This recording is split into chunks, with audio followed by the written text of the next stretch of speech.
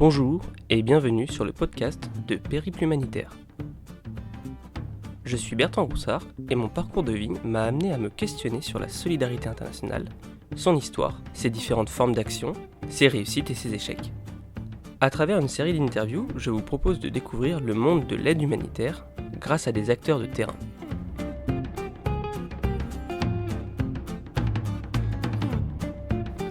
Juliette Charpentier, bonjour. Bonjour. Tu es aujourd'hui interrogée pour une chaîne internet qui s'appelle Périple Humanitaire. Est-ce que tu pourrais te présenter succinctement ? Tout à fait. Moi, c'est Juliette. Je travaille dans une ONG, organisation non gouvernementale, depuis maintenant 2 ans sur le terrain et 3 ans et demi en totalité, parce qu'avant, j'avais travaillé au siège. J'ai fait Bioforce, donc une école d'humanitaire dans un parcours plutôt axé logistique, et avant j'ai fait une licence en économie et société. Et donc, ce travail dans cette ONG, tu l'as trouvé tout de suite après l'école Bioforce ? On est passé par une alternance. En fait, à Bioforce, c'était un cursus de 3 ans, et la 3e année, c'était une alternance. Donc j'ai été engagée à Action contre la faim et en alternance. Avant ça, est-ce que tu avais d'autres expériences avant d'être embauchée comme ça ? Est-ce que tu avais déjà fait des voyages, des expériences humanitaires avant d'être formée et de pouvoir avoir tes premières expériences avec ACF ? Oui, j'avais fait beaucoup de voyages, enfin beaucoup. Les voyages que je pouvais me payer ou qui me donnaient envie. Mais dans le monde de l'humanitaire, j'étais attirée. J'avais fait quelques expériences, par exemple d'aide aux devoirs ou ce genre un petit peu de choses. J'avais fait un trek au Népal aussi avec des enfants handicapés. Voilà, j'ai toujours été un petit peu attirée par le monde de la solidarité internationale, sans trop savoir pourquoi, sans trop comprendre quel était ce monde, mais j'avais une petite expérience, on va dire. D'accord. Le trek au Népal avec des enfants handicapés, qu'est-ce que tu faisais exactement là-bas ? Moi, j'étais juste accompagnatrice, donc j'avais vraiment aucune formation. J'étais encore à la fac et c'était une super expérience. On est parti 1 mois avec 4 enfants, enfin jeunes, ils avaient à peu près mon âge, handicapés moteurs, et on était en joëlette, donc des sortes de chaises à porteurs. Et voilà, on est allé jusqu'à 4000 mètres pendant 1 mois. Donc c'était partager un peu le quotidien, les aider dans les tâches du quotidien. Donc déjà une première expérience un peu d'interculturalité et d'aide avec les autres. C'est ça, les 2 couplets, oui. D'accord, ok. Et ensuite ? Et ensuite, juste après cette expérience, je suis rentrée, c'était les partiels de microéconomie et macroéconomie. D'accord. Parfait. Donc t'es passé du tout au tout. Voilà, rattrapage quoi. D'accord. Et donc en fait tu as eu une licence en économie. Qu'est-ce qui a fait que tu as voulu faire une formation dans l'humanitaire juste après ? J'ai toujours voulu faire une formation dans l'humanitaire. La licence d'économie, juste après mon bac, j'avais fait une prépa Cachan économie, et ensuite j'ai finalisé la dernière année en licence, donc économie et sociologie. Et j'ai toujours voulu faire de l'humanitaire. J'avais d'ailleurs passé les tests pour Bioforce juste après le bac. Cependant, j'étais quand même très attirée par l'économie, parce que beaucoup de choses dont je n'étais pas d'accord, mais j'avais du mal à argumenter et à savoir exactement pourquoi j'étais pas d'accord. Donc voilà, j'ai voulu un petit peu plus approfondir ça, connaître des choses sur l'économie, qui est pour moi très intéressant, comme c'est vraiment ce qui nous entoure, et ensuite arriver à Bioforce avec un peu plus de bagages et un petit peu plus sûr de moi aussi sur quelques convictions. Est-ce que tu trouves que ça t'a aidé du coup ? Totalement, ça m'a aidé à la fois dans mon cursus à Bioforce, peut-être comme je viens de le dire, pour être plus sûr de moi, pour pouvoir affirmer des choses, ou pour être en capacité de prendre, d'amener plus loin ce que les professeurs à Bioforce nous inculquaient comme idée ou comme courant de pensée, comme réflexion. Donc ça, c'était vraiment intéressant. Et en plus, moi, dans ma vie de tous les jours, pour comprendre ce qui m'entourait et être plus à même de débattre, de discuter aussi avec avec différents types de personnes et pas que seulement des personnes issues de l'humanitaire. Et donc là, aujourd'hui, quel est le poste que tu occupes pendant tes missions ? Là, actuellement, je suis responsable approvisionnement, donc en coordination, c'est-à-dire en capitale, donc pour une ONG internationale. Et je vais gérer en fait tout ce qui va être les approvisionnements de France sur le terrain et ensuite de la coordination, c'est-à-dire tous les achats qui ne peuvent pas se faire au niveau des bases, donc au niveau des régions, de villages un peu plus isolés, et tout ce qu'on va faire en approvisionnement de la capitale jusqu'à ces bases-là. Tu as fait différents pays avec cette organisation ? J'ai commencé en Centrafrique, donc en RCA, République centrafricaine. J'ai dû passer un an, je pense, ou un peu plus. Ensuite, j'ai passé 3 mois au Tchad. Et là, voilà, je suis à Kinshasa, donc au Congo, depuis 1 an également. Pendant ton parcours à Bioforce, tu as dû faire un stage. Est-ce que tu peux nous en parler ? Oui, tout à fait. J'avais fait un stage, donc c'était en 2e année. Je crois que ça commençait en janvier de la 2e année. Et donc là, on devait choisir une association ou faire un stage de 3 à 4 mois, il me semble. Donc pas évident déjà, c'était vraiment la première petite concrétisation, on va dire. Je sais pas pourquoi je dis petite, mais première concrétisation. Et là, on se retrouve, enfin pour ma part en tout cas, noyé. Tout d'un coup, on s'ouvre un peu au monde, on sort de Vénissieux et on voit toutes les associations qui peuvent exister. On voit en fait à l'échelle mondiale. Et là, un choix énorme et à la fois pas mal de difficultés à trouver ce stage parce que beaucoup d'associations en fait, ne prenaient pas de stagiaires, beaucoup d'associations ne répondaient pas aux attentes aussi de ce qu'on devait faire à Bioforce, donc un stage dans la logistique. Donc pas évident de s'inscrire en fait dans ce nouveau monde pour lequel tu fais des études en fait. Et moi j'avais trouvé un stage au Pérou, à Nazca plus précisément, c'était dans une espèce de grande structure qui s'occupait des personnes âgées et des enfants, des rues, un petit peu en situation de pauvreté, et voilà, qui leur offrait le petit déjeuner, le repas du midi, le repas du soir, et en plus tout un éventail d'activités. Parfois seulement des jeux ou des cours, remises à niveau, ou alors parfois des activités un peu génératrices de revenus qui étaient réinjectées dans le centre. D'accord. Et toi, ton rôle pendant ce stage, quel était-il ? C'est une très bonne question. Moi-même, je ne sais plus. C'était pas évident parce que je suis arrivée, donc on s'était mis d'accord sur une fiche de poste, etc. avec la directrice du centre et également cette association qui en fait pilotait ou était partenaire de différents centres comme ça dans le Pérou. Et au final, quand je suis arrivée là-bas, c'était pas évident de réaffirmer ce poste-là. Parce que j'étais plus employée à faire l'aide aux devoirs, à m'occuper un peu des personnes âgées, faire tout sauf ce qui était sur ma fiche de poste. Et pour moi, ça m'intéresse. C'était très bien aussi de faire l'aide aux devoirs, mais c'était pas ce qui était demandé par Bioforce. Et justement, comme c'est une école et c'était un stage à portée un peu plus professionnelle, c'est vrai que ça pouvait être un peu frustrant. Et à la fois, ça faisait très arbitraire et très artificiel de toujours devoir réaffirmer « Mais non, mais je suis là pour faire la logistique. Mais est-ce qu'ils en ont vraiment besoin, cette structure qui est si petite ? Est-ce qu'elle a besoin de ça ?» Donc voilà, au début, on a un peu bataillé pour essayer de me trouver une place, en fait, tout simplement. Parce que c'est assez artificiel, ils n'en avaient pas forcément besoin. Et moi, j'étais là pendant 3 mois. Et comment ça s'est conclu ? Ça s'est conclu un peu difficilement. On avait quelques problèmes de communication avec la directrice du centre, qui était une dame très volubile, avec plein de projets, etc.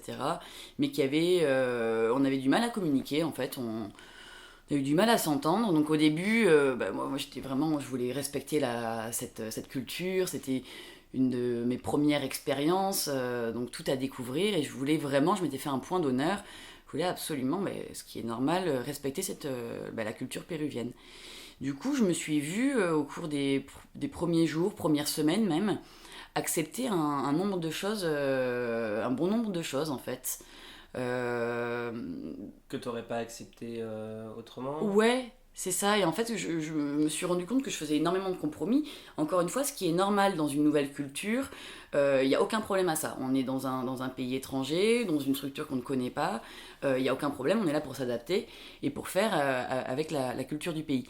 Sauf qu'à un moment, et au bout de... Ça a pris du temps quand même, 3 semaines, un mois, et je me suis reposé la question, mais jusqu'où en fait, jusqu'à quelle mesure justifier un acte sous le couvert de la culture? Et ça a été une question vraiment fondateur, et j'y repense encore beaucoup maintenant dans mes missions, fondateur, moi, de ma pensée, de comment maintenant je m'inscris en tant qu'expatrié dans un pays à l'étranger. Une question vaste, mais je pense que moi qui m'a vraiment aidé à avancer. Donc voilà, pour en revenir à la question, ça s'est, à la fin, ça s'est plutôt bien, on a trouvé un consensus. Moi, je suis arrivée à quand même ramener le stage à la logistique, etc.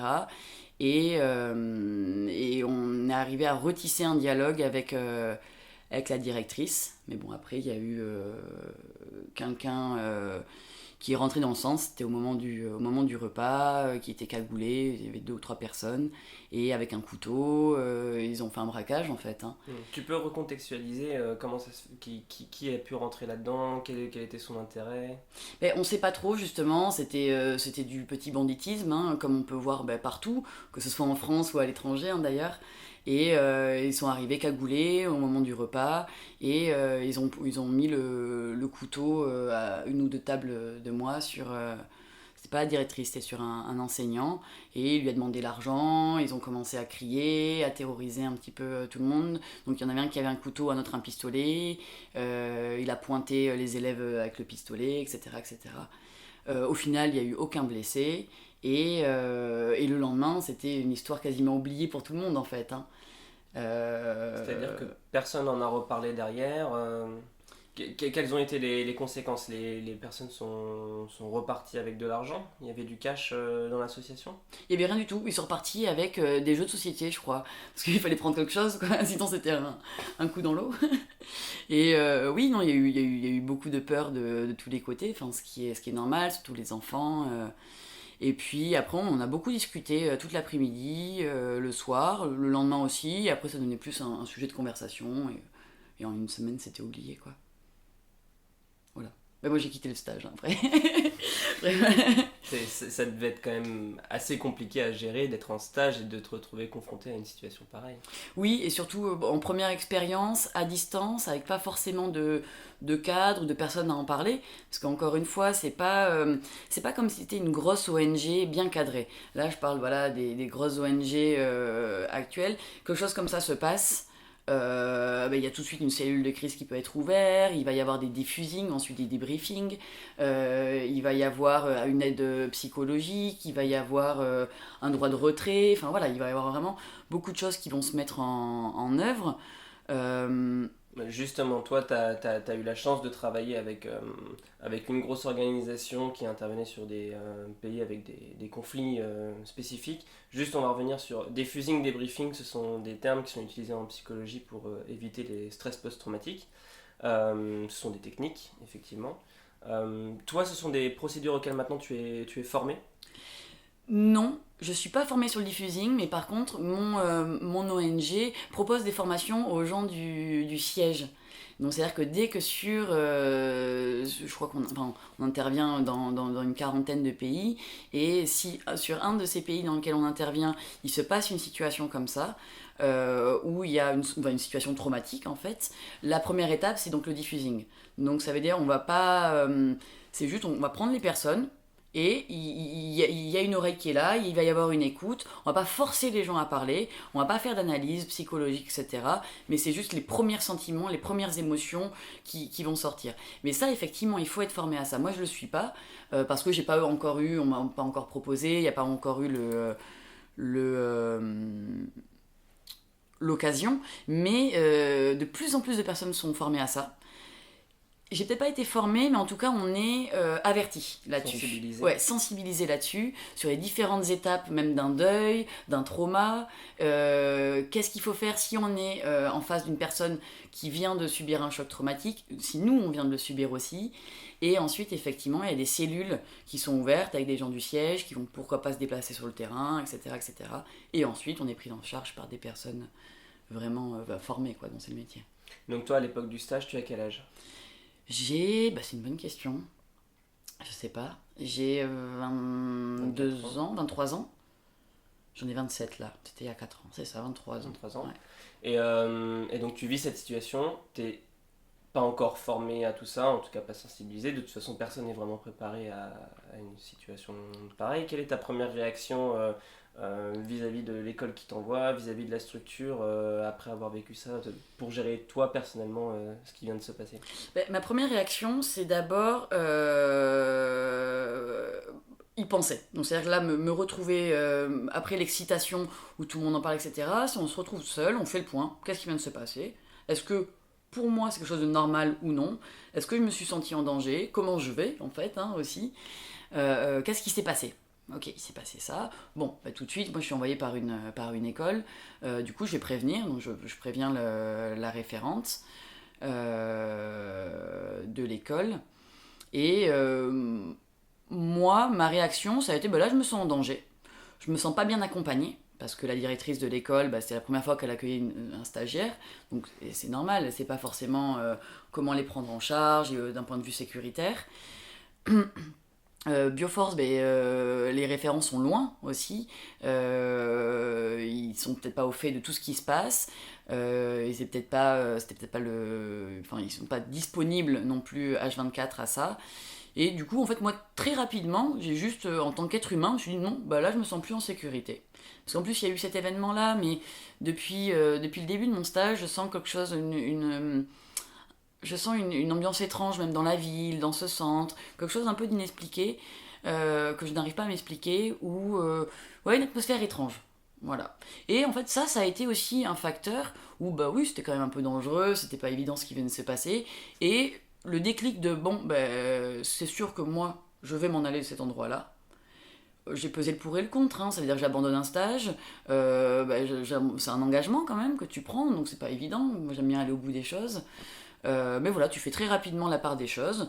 Et moi, quand j'ai fait le Skype avec ma référente de Bioforce, je lui ai apporté tout de suite une solution. Donc, voilà, ce stage-là, je veux l'arrêter, mais j'en ai trouvé un autre à Lima, là où une autre stagiaire Bioforce également était. Et moi, je souhaiterais non pas rentrer en France parce que c'était pas assez. Enfin, j'étais pas en situation de trauma non plus, ça allait quand même plutôt bien, et j'avais pas envie de vivre ça comme un échec, et au final, rattacher toujours cette première expérience à ce sentiment-là. Mais c'est moi qui l'ai vécu comme ça, parce que c'est moi Juliette, pour quelqu'un d'autre, ça aurait été, non, là, je préfère rentrer, et aucune honte à rien, et aucune honte à me dire, non, là, hop, je pars de ce stage. Ok, donc tu as quand même eu l'opportunité de poursuivre ton stage, mais ailleurs. Et donc de finir ta période de stage sur les 3 mois, c'est ça, de pouvoir aller sur une autre association. Ouais. Où tu faisais la même chose ? Pas du tout. C'était totalement différent.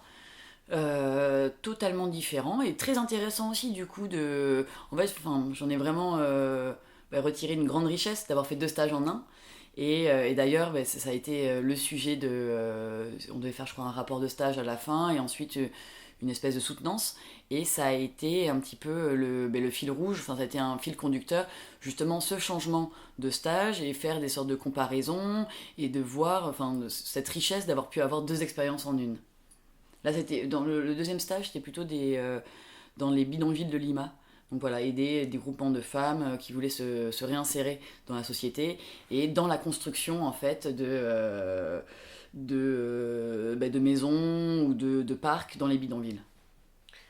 Et donc tu parlais tout à l'heure d'une ambiance sécuritaire un peu particulière dans la première ville où tu avais fait ton stage. Tu as retrouvé la même chose à Lima ? Non, j'ai pas retrouvé la même chose. Moi, c'était plutôt par rapport en fait à des personnes non bienveillantes. Et je pense, parce qu'évidemment, avant de partir dans un pays, tu te renseignes sur quels sont les plus grands risques. Alors, je sais pas, il y a des pays où ça va être le kidnapping, d'autres pays, ça va être les attaques au couteau, d'autres, ça va être des petits vols. Bon, là, je m'étais pas mal renseignée là-dessus. Mais là où je me sentais en insécurité, alors effectivement, oui, il y avait des vols à Nazca là où j'étais, il y avait du banditisme, mais où je me suis sentie en insécurité, c'était avec les personnes, en fait. Où tu sentais un manque de bienveillance, où tu sentais... je sais pas, il y avait quelque chose, voilà, par exemple la directrice, je comprenais pas très bien ce qu'elle attendait de moi. Bon, si, enfin, il n'y a rien de marquant, rien de notable, mais si jamais il n'y avait pas eu cet événement avec le pistolet et ce braquage, j'aurais continué, il n'y aurait aucun souci, ça aurait été intéressant. Mais je me suis sentie en insécurité plus là-dedans, en fait, sur qu'est-ce qu'on attend de moi réellement, qu'est-ce qui est en train de se passer, et le fait, voilà, je suis un peu toute seule dans une toute nouvelle structure qui n'avait jamais accueilli de stagiaires, et c'est en ça où j'ai trouvé ça plus dangereux même qu'un pays en guerre, mais où tu es mieux entouré. Justement, pour faire le parallèle, dans ces fameux pays en guerre où tu as été, donc on rappelle RCA, Tchad, Congo c'est très instable aussi. Euh, Ce sentiment d'insécurité, tu l'as moins ressenti, tu dis? Je l'ai ressenti différemment. Je l'ai ressenti différemment parce que je sentais qu'il y avait une structure derrière moi. Et ça, je l'ai toujours dit, et même parce que, enfin, quand je vais en parler à mes parents, à mes proches, je vais toujours être très sincère sur le contexte où je vais et sur comment je me sens. Donc c'est-à-dire que jamais je vais jouer à la forte en disant non, non, non, tout va bien alors que ça va pas. Non, hop, tout de suite je vais le dire, ou essayer d'analyser.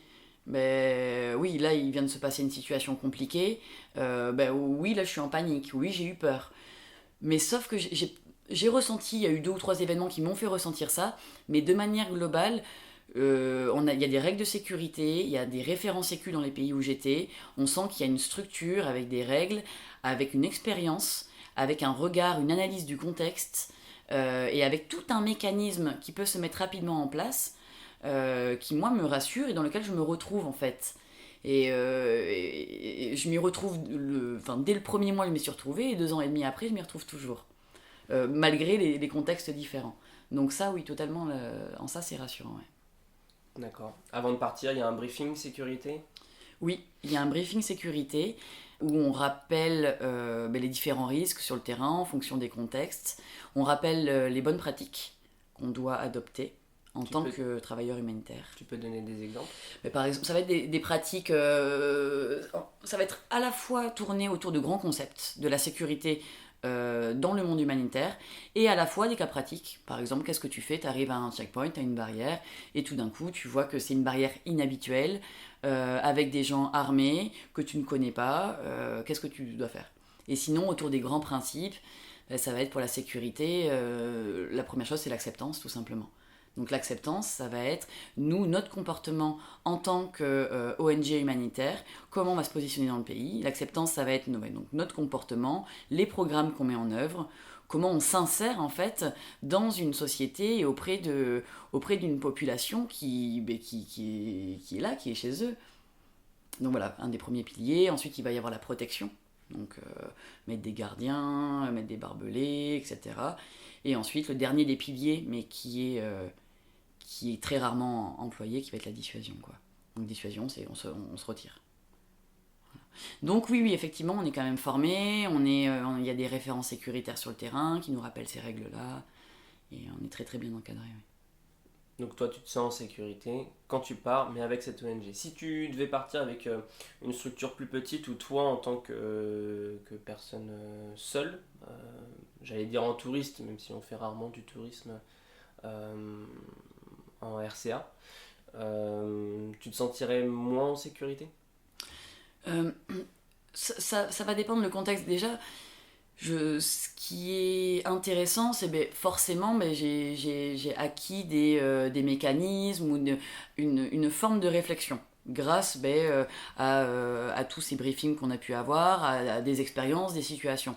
Mais après, je ne suis absolument pas une référence sécu, je ne maîtrise absolument pas tous les leviers de la sécurité, mais Par contre, ce que ça va m'apprendre, ce que ça m'a appris, c'est à mettre le curseur là où il faut. Et si jamais je repars avec une structure plus petite, ou alors tout d'un coup toute seule, ou sur un autre type de projet, je saurais identifier quand je me sens en danger, et je saurais dire là je suis en droit de retrait. Et c'est intéressant, on peut faire le parallèle avec la première expérience au Pérou, comme je l'ai fait de manière très instinctive.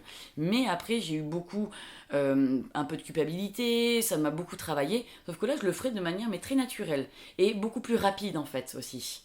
Tu sais où placer tes yeux, tu sais où placer le curseur, voilà. Et donc tu n'as plus de culpabilité à dire non, là ça ne me va pas, je suis en danger, je m'en vais.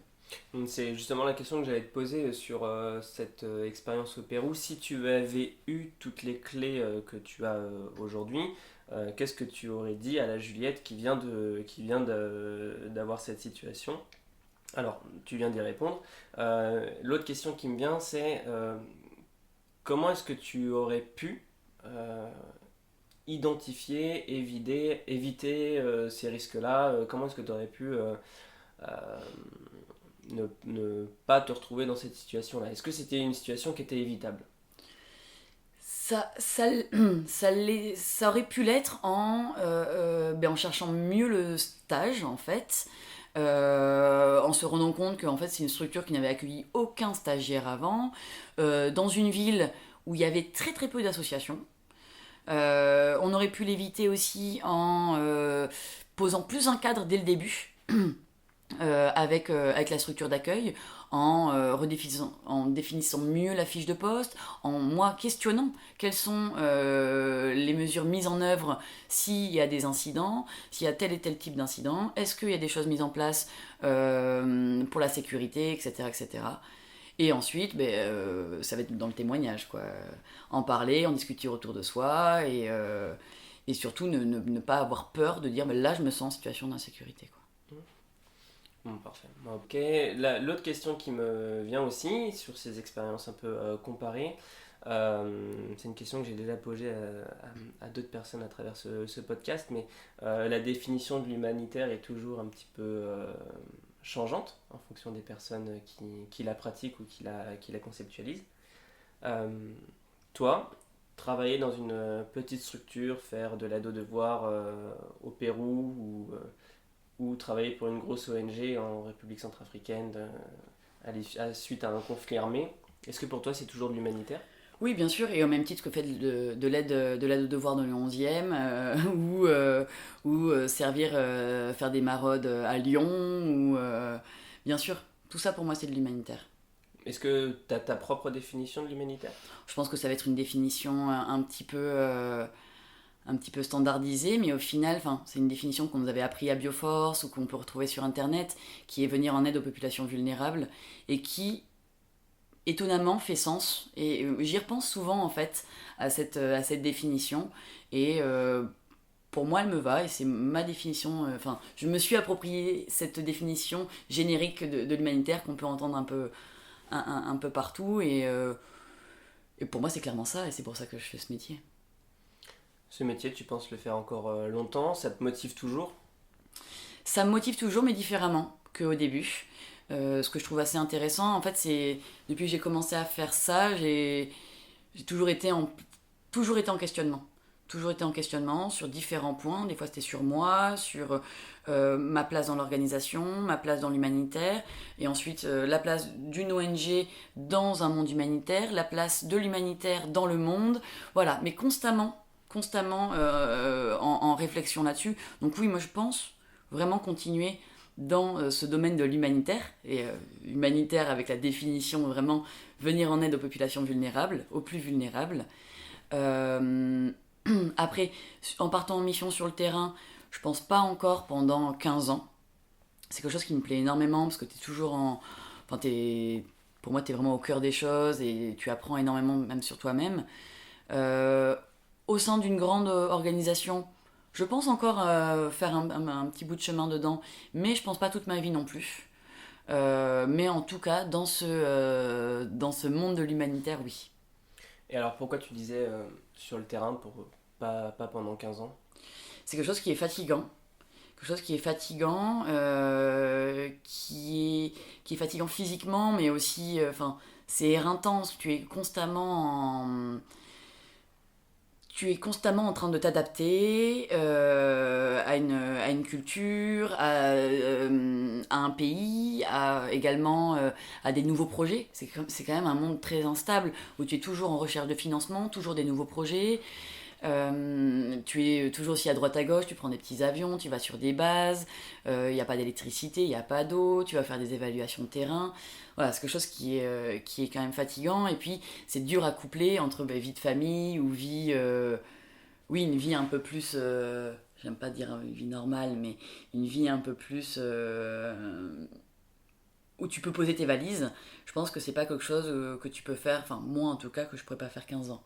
Mais là, encore 4-5 ans, avec grand plaisir, parce que il me manque encore beaucoup à découvrir. Cette fatigue, tu la ressens particulièrement? Elle est pesante ou ça reste quelque chose qui te stimule de faire ces missions, de partir? C'est une question intéressante. Au début, mon premier break, je me rappelle, donc les premières vacances, c'était en Centrafrique, donc c'était tous les 2 mois et demi, toutes les 10 semaines. Je suis rentrée en France, j'ai failli faire un malaise, je crois, dans le métro, tellement que j'étais fatiguée, en fait, je m'endormais partout. Je crois que j'ai dû dormir une semaine.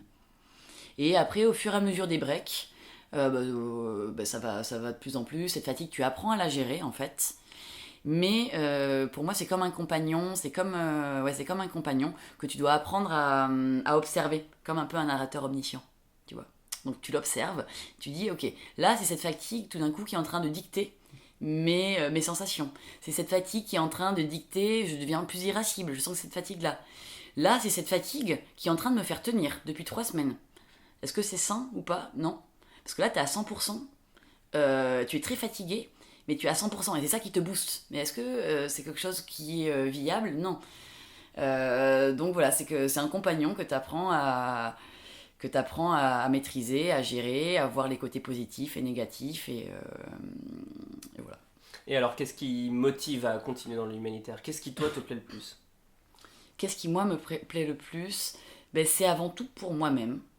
Alors, je vais développer un peu, parce que dit comme ça paraît totalement antinomique avec la notion d'humanitaire. Mais moi, je fais de l'humanitaire avant tout pour moi-même. Parce que c'est quelque chose où je me sens utile, en fait. Profondément utile. C'est quelque chose où je m'inscris dans ce monde. C'est une façon pour moi de m'inscrire dans ce monde. Parce que ça me plaît, ça me fait... Je me sens vivante en fait de venir de mettre ma petite pierre à l'édifice d'une action, d'une aide humanitaire, d'un programme humanitaire. Donc c'est pour ça. Et ce qui me fait continuer dans ce monde-là, c'est qu'il est en pleine mouvance. Que c'est un monde qui est en train d'évoluer, où je suis pas en... Je connais... Enfin voilà, ça fait que 2 ans et demi que je fais ça, donc je commence à me rendre compte de certaines choses où je suis moins d'accord que d'autres, mais où je sens qu'on on peut tous le faire évoluer, on peut tous amener un regard différent. Donc c'est en ça aussi où je continue, parce que j'y vois beaucoup d'opportunités, j'y vois un monde intéressant en mouvance.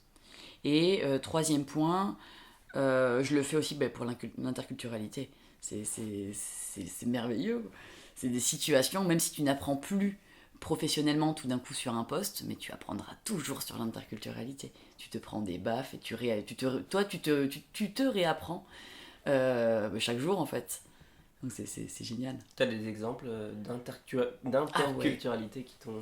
Ça va être, oui, ça va être sur des petites phrases, sur des petits moments de la vie en fait, et sur des visions de la vie. À un moment, je sais, j'étais sur une des bases, c'était en Centrafrique, j'étais à Sibut. Et puis je dis au biologue qui était là, Dila il s'appelait, et je lui dis, et lui il faisait aussi un peu log moyens généraux, et donc sur la guest house qu'on partageait avec les expatriés. Je lui dis, alors tu peux juste expliquer log moyens généraux, ce que ça veut dire sur une base? Log moyens généraux, ça va être celui en fait qui va gérer la flotte de véhicules, donc pour toutes les interventions, des programmes, etc. Mais qui va gérer également tout ce qui va être la maintenance, la mécanique générateur, véhicule, et toutes les petites tracasseries, électricité, je sais pas moi, petites réparations aussi, voilà. Et du coup, je lui demande, est-ce que tu peux aller installer le rideau de douche parce que on venait de recevoir un rideau de douche de la coordination. Et là, il dit oui, pas de problème, il installe. Et puis là, je rentre le soir, il avait installé le rideau de douche entre la cuisine et le salon. Je dis, dis là, pourquoi t'as installé ça là? Tu pourrais pas le mettre dans la douche plutôt? Ah oui, aussi, si tu veux, oui. Ouais, il me dit, ouais, bonne idée, pourquoi pas. Ou là, encore une fois, enfin, ça va être par des expressions, des moyens, des façons de voir la vie. Là, c'était à Kinshasa, là, c'était il y a 2 semaines. Et en fait, on était en train de faire des gros travaux dans le bureau. Et je demande, du coup, c'est moi qui contractualise avec une société pour venir faire les travaux. Et là, je sais pas quoi, un matin, ça faisait du bruit, marteau-piqueur, etc. Et puis, je suis dans le bureau, je fais, oh là là, mais qu'est-ce qu'ils font du bruit? Et puis là, t'as l'acheteur, celui qui est de mon équipe, qui me regarde, qui dit, mais Juliette, quand on invite le tam-tam à sa table, on refuse pas son bruit. Voilà. Petite leçon du matin. Petite française râleuse. Hein. Et j'adore en fait, tu te prends des petites baffes comme ça. C'est quelque chose qui va faire que tu vas continuer à voyager, même en dehors de l'humanitaire, par exemple? Totalement. Ouais. Totalement. Et ce que j'apprécie énormément dans l'humanitaire, c'est qu'en fait, tu ne fais pas que voyager, en fait. Tu as l'impression de partager un petit bout de vie avec eux, de t'inscrire dans une réalité. Avec le tourisme, j'avais un peu ce sentiment-là parfois d'être un peu observateur et d'avoir du mal. Alors si tu le fais de manière assez brièvement, tu t'inscris parfois dans une réalité, mais d'avoir quand même cette distance-là. Moi, ce que j'aime beaucoup là, tu as toujours cette distance-là. Tu seras toujours qu'une petite poussière et tu ne comprendras jamais réellement ce qui est en train de se passer dans le pays. Hein. Attention. Mais j'ai l'impression d'un tout petit peu plus que du tourisme, arriver à saisir ou à mettre le doigt sur un bout de culture en fait, et à m'inscrire un peu et de travailler avec eux pendant 1 an, tu partages des choses en fait, un quotidien. Et c'est chouette. Et pour en revenir à l'humanitaire, tu disais que c'est un monde qui est en plein changement. Qu'est-ce que toi tu notes comme changement dans l'humanitaire? Sa façon un peu politisée, une vision très stratégique, très politisée, ça devient un monde très complexe et on voit la différence au tout début de l'humanitaire où c'était juste on y va un peu la fleur au fusil, on va sauver, là il y a une crise, on y va. Alors que là, c'était déjà très politique à l'époque. Hein. C'était déjà très politique, mais il y avait moins de lourdeur en fait. Et là, on le voit, on devient institutionnel, on devient avec énormément de process, de procédures, ce qui est normal quand on est une grosse structure, on a besoin de garde-fous, de jalons, etc. Mais je trouve que des fois, on en perd un peu cette capacité à s'adapter aux crises et à s'adapter au contexte dans lesquels on intervient, donc c'est très paradoxal, et à savoir grossir, rapetissir, aller intervenir sur une urgence, se déployer, se replier, voilà. Et on en perd un peu ça. Parce qu'on devient, on devient pour moi très gros, très lourd, et ça va devenir un jeu aussi avec comment est-ce qu'on obtient l'aide auprès de bailleurs de fonds, etc. Comment est-ce qu'on va communiquer au grand public. Et c'est normal, mais tu sens qu'il y a un changement. Pour les auditeurs qui nous écoutent, quand tu dis très gros, très lourd, juste pour l'ONG pour laquelle tu parles, moi je m'étais noté quelques chiffres, c'est 307,5 millions d'euros de budget par an et environ 8000 personnes qui travaillent chaque année pour cette ONG. Donc ça c'est pour avoir une image globale. T'as le sentiment que c'est plutôt une force d'avoir autant de poids économique et de capacité d'action, ou est-ce que tu trouves justement que ça peut scléroser, en tout cas bloquer sur certains points, être un frein? Les deux. Les deux. C'est totalement les deux. C'est parce que pour moi, on a du coup...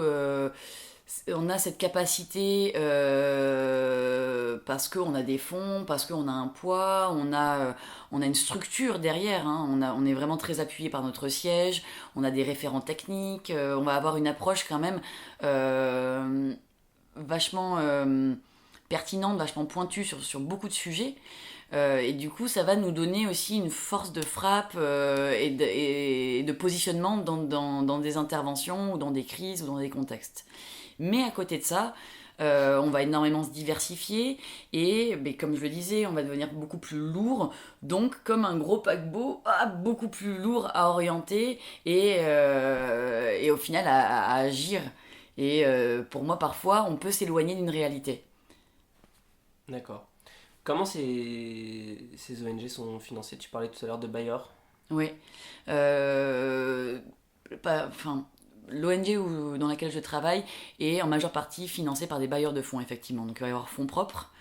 Fonds propres, donc ça va être par exemple les donations du public. Il va y avoir les fonds propres, mais en majeure partie par des bailleurs de fonds. Donc ça va être des grandes institutions, ça va être par exemple l'Union européenne ou les États-Unis, des fondations, etc., qui vont allouer des fonds, qui vont avoir une somme préétablie d'argent à réinjecter dans l'aide humanitaire et en fait tout simplement comme des appels d'offres en fait ils vont faire des appels à projets et nous on va y répondre différentes organisations et ensuite on. Et en fonction du bailleur qui va financer ta mission, est-ce que tu vas, toi, sur le terrain, ressentir une différence sur la pratique ou sur l'orientation de la mission? Alors, sur une mission, on peut avoir 10 bailleurs de fonds différents. D'accord. Sur une mission, ou même sur une base, donc une mission, il va y avoir 4-5 bases par mission. Sur une base, on peut avoir 2 ou 3 bailleurs différents, en fait, donc 2 ou 3 projets avec des bailleurs de fonds différents. Mais ça, effectivement, tu le ressens. Tu le ressens déjà dans les procédures, dans les règles qui sont imposées, dans la manière, nous, qu'on doit avoir de reporter, de ramener l'information, euh, et dans les types de projets et dans la type de flexibilité qui nous est accordée. Tu as des exemples? Sur toi, le volet de la logistique, par exemple? Oui, pour la logistique, ça va être tout ce qui va être les procédures d'achat, la manière d'archiver, la manière de sélectionner les fournisseurs.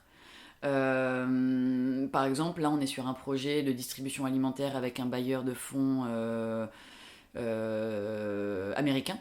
Et eux, ils vont demander donc une transparence sur l'origine des vivres distribués, pareil sur les semences, qui est tel et tel test de germination, et ce qui est très bien aussi. Mais ça va être aussi sur des flexibilités. Donc par exemple, si tout d'un coup dans le budget, il y a tant d'argent pour les véhicules, et, on n'a pas le droit de dépenser plus que 10% du budget sur la logistique par rapport au budget programmatique. Quoi. Ça va être sur ça où ça va changer. Et sur la stratégie, donc c'est-à-dire sur le positionnement. Où est-ce qu'on intervient? Est-ce qu'on peut rajouter un peu d'innovation? Est-ce qu'on peut faire des projets un peu changeants? Et ça va dépendre de la flexibilité et du bailleur de fonds en fait. Donc au final, c'est aussi un petit peu politique, le bailleur de fonds. Totalement, totalement.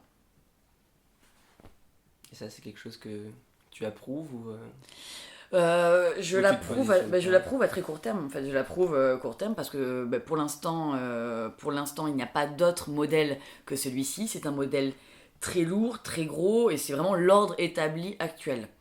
Donc là, moi, je l'approuve à très court terme parce que il faut continuer, pour moi, à mon sens, il faut continuer d'agir, il faut continuer de se positionner, de faire des projets et de venir en aide aux populations vulnérables, mais ce qui n'empêche pas, en parallèle, en fait, de repenser un peu ce modèle-là et d'aller chercher d'autres solutions ailleurs, par exemple en travaillant plus avec les collectivités locales, en travaillant plus avec des partenaires ou des ONG locales.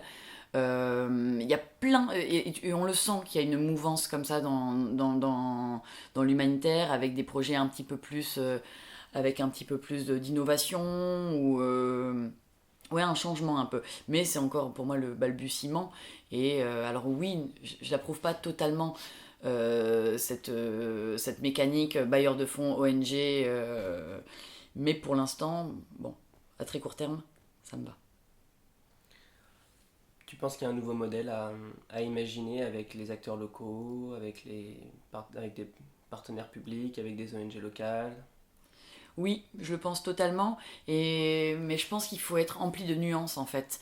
Moi j'entends plein de gens qui vont dire mais de toute façon là ça marche plus, ce qu'il faut c'est travailler que avec les ONG locales. Là ça va pas, ce qu'il faut c'est qu'il n'y ait plus aucun expatrié sur les missions. Voilà, pour moi ça on reste très très binaire et tout va dépendre du contexte, de la crise. Est-ce que c'est une crise, une catastrophe naturelle, une crise endémique? Est-ce que ça va être une crise sanitaire? Est-ce que ça va être sur des projets de développement, d'urgence, de post-urgence? Voilà, donc pour moi il faut faire très attention à ça, il faut ramener vraiment de la nuance dans notre analyse, mais je pense qu'effectivement, il y a toute une réflexion à avoir et à impulser, et je pense que c'est à nous de le faire en fait. C'est un peu à ces nouvelles générations qui arrivent sur la scène internationale du monde humanitaire. Donc effectivement, peut-être plus travailler avec des collectivités locales, en bonne intelligence, réfléchir aussi notre manière de se positionner sur les urgences, travailler ensemble les ONG sur des stocks prépositionnés, plus réfléchir sur des plans de réponse aux urgences et synchroniser l'aide humanitaire en fait. Voilà, donc évidemment. Ça se fait pas pour l'instant? Ça se fait, mais je pense qu'on a énormément de progrès à faire là-dessus. Et pour moi, on n'est pas du tout encore au niveau sur lequel on pourrait être en fait. Est-ce qu'il y a de la concurrence entre les ONG? On dirait un peu de temps en temps, oui. Mais c'est... Moi, en tout cas, ma petite échelle, hein, encore une fois, j'ai que 2 ans et demi d'expérience et j'ai été très peu impliquée non plus dans les gros choix stratégiques, etc. J'ai juste été le log fin RH en base, le log volant et la responsable appro. Hein, donc ça prend avec des pincettes, hein, ce que je dis. Mais pour moi, il va y avoir une petite rivalité, mais qui va être saine. Mais quand même, ce que je vois, c'est qu'on travaille quand même en bonne intelligence. On va faire beaucoup de consortiums. Donc, c'est-à-dire qu'un bailleur de fonds va donner de l'argent, mais à deux ONG, et on va se partager le projet. On va pas vouloir se positionner à tout prix alors que c'est pas notre cœur de métier. Il va y avoir beaucoup d'interactions entre les ONG en disant mais voilà, nous on va se positionner sur l'eau et assainissement ici, vous ce serait bien que vous arriviez sur la nutrition. Donc évidemment ça reste une question d'argent, à qui va attraper le gros projet à 600 000 mais c'est quand même fait en bonne intelligence. Ok. Est-ce que tu vois d'autres choses à ajouter? Est-ce qu'il y a un autre sujet que tu aurais aimé aborder? Dit comme ça, non. Je pense qu'on a quand même parlé de beaucoup de choses. Si tu devais donner un conseil à une personne qui veut se lancer dans l'humanitaire? Ça serait de toujours garder de la nuance. Toujours garder de la nuance dans n'importe quoi, n'importe quel sujet. Garder de la nuance, toujours essayer de garder de l'estime de soi, de se protéger et de kiffer en fait. Et à partir du moment où on n'a plus de plaisir, où on devient aigri, où on va être trop dans la protection, on va plus s'épanouir, prendre une pause, soit continuer différemment dans l'humanitaire, ou soit prendre une pause, mais constamment être dans ce schéma de réflexion en fait. Merci beaucoup Juliette. Je t'en prie, merci à toi Bertrand. Et puis bon courage pour la suite. Merci. Si ce podcast vous a plu, vous pouvez également le retrouver sur notre site périplehumanitaire.com, périplehumanitaire.com. Vous y découvrirez également de nouvelles interviews, de nouveaux podcasts. Vous pouvez également nous soutenir sur notre page Tipeee. Et bien sûr, si jamais vous aimeriez voir certains sujets abordés ou certains acteurs être interviewés, n'hésitez pas à nous en faire part directement via l'adresse contact du site. Entre-temps, je vous souhaite une très bonne journée et je vous dis à bientôt.